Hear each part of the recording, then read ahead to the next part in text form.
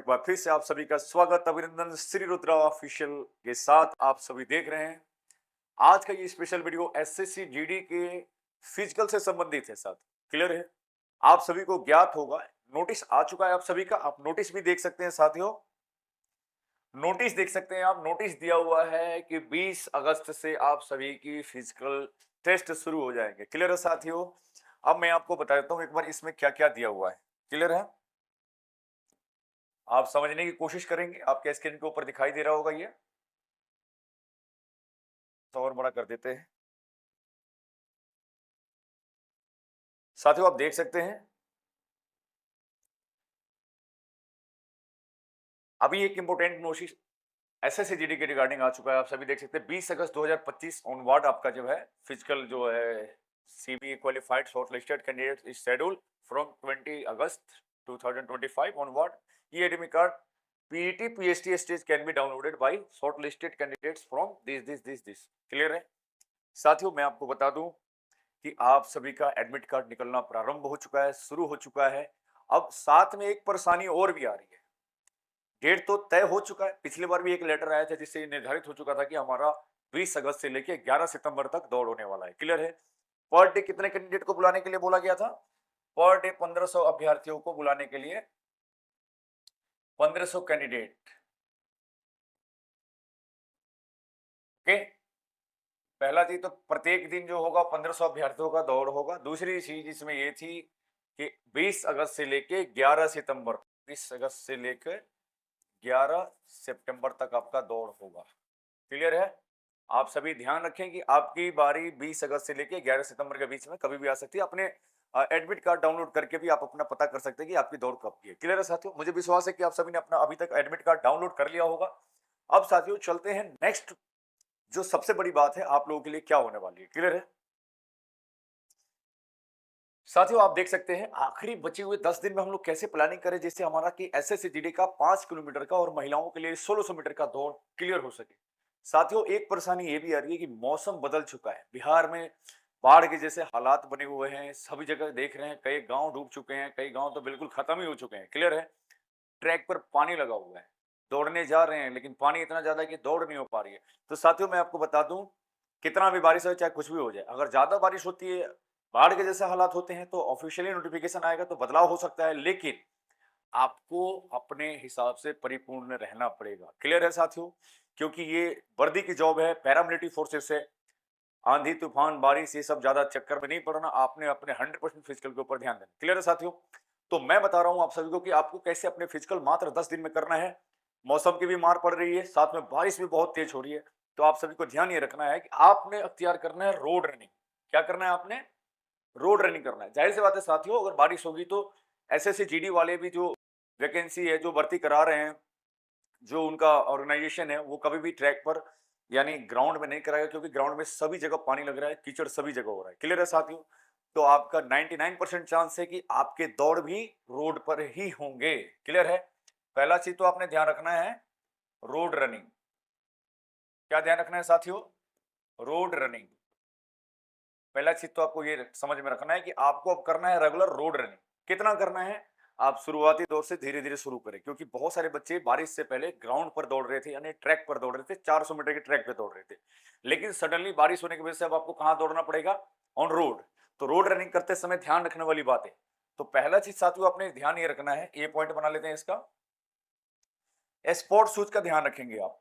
क्योंकि इससे क्या समस्या आती है साथियों, जब भी आप रोड रनिंग करोगे तो सबसे पहली समस्या जो आपकी आने वाली है वो आएगी पैर में सीन पेन की समस्या। तो सीन पेन को दूर करने के लिए तो पहला चीज है ना, आपको रखना पड़ेगा स्पोर्ट्स शूज।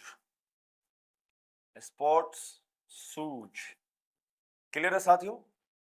दूसरा साथियों आपने इसमें ध्यान रखना है कि आपने प्रत्येक दिन अपने पैरों को गर्म पानी से सेक लगाना होगा। क्लियर है, यानी आपने हॉट वाटर या वार्म वाटर। क्लियर है, ये डेली प्रयोग करेंगे अपने पैर के ऊपर। क्लियर है साथियों, क्योंकि सीन पेन की समस्या ज्यादा आएगी। तीसरा, नो एक्सेसिव वर्कआउट।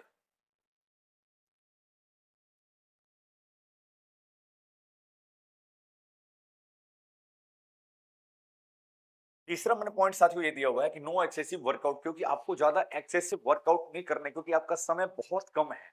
और साथियों किसी प्रकार की अगर कोई इंजरी वगैरह आ जाती है आपको, तो आपको अपने फिजिकल टेस्ट को निकालने में समस्याएं आ सकती हैं। क्लियर है साथियों? तो आपको ये ध्यान रखना है कि आपको ज्यादा हार्ड वर्कआउट या ज्यादा एक्सेस वर्कआउट नहीं करना है। रिजर्व फिट करके रखो आप, 2.5 किलोमीटर, 3 किलोमीटर, 4 किलोमीटर। जरूरी नहीं है कि रोज 5 किलोमीटर दौड़े आप। क्लियर है साथियों? एक रिदम पेस बनाइए, टाइमर सेट करिए और 2.5 किलोमीटर का राउंड पेस लगाओ, 2 चक्कर लगाओ, 800 मीटर का 6 चक्कर लगाओ। इस प्रकार से आपने अपने कार्रवाई को अंजाम देना है। क्लियर साथियों? तो साथियों आपने समझ लिया होगा कि नो एक्सेसिव वर्कआउट। दूसरा चीज, ज्यादा स्प्रिंट की कार्रवाई नहीं करनी है आपको। No sprints on road.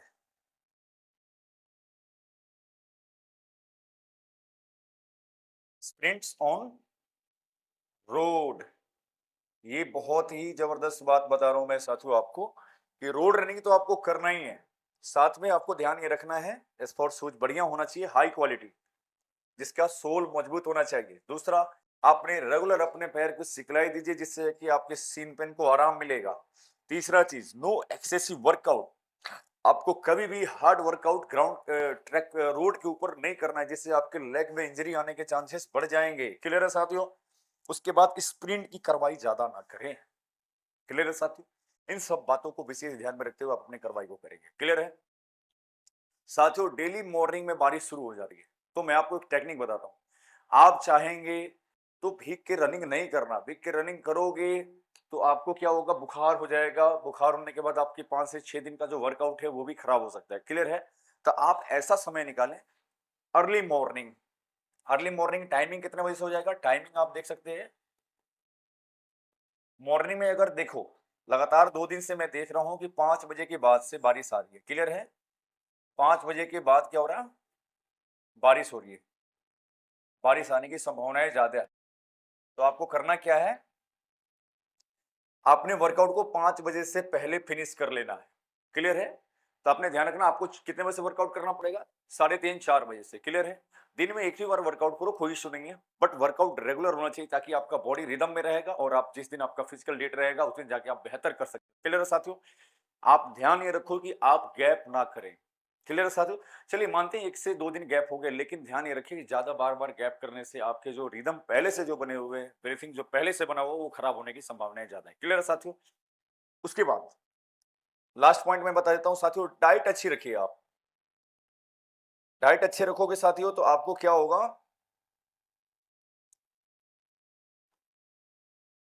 Diet अच्छे रखने से आपके बॉडी में पावर मिलेगा।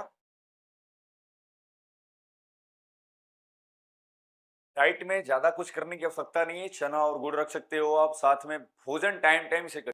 भोजन टाइम से करने से ही आपका बॉडी रिदम पकड़े। ऐसा नहीं कि आज 4 बजे खाना खा लिए, कल 2 बजे खा रहे, बाकी दिन 11-12 बजे खा रहे, तो ऐसा नहीं।